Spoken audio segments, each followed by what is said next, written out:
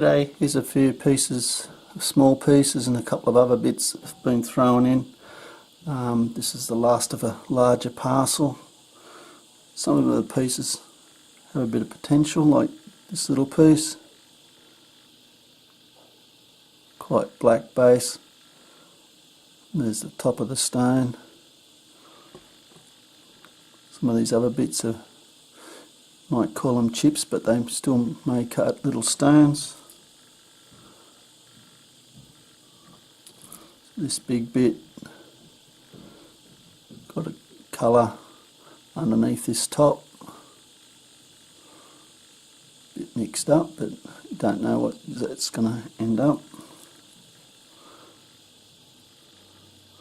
Right seam disappearing under the clay there, a bit mixed up.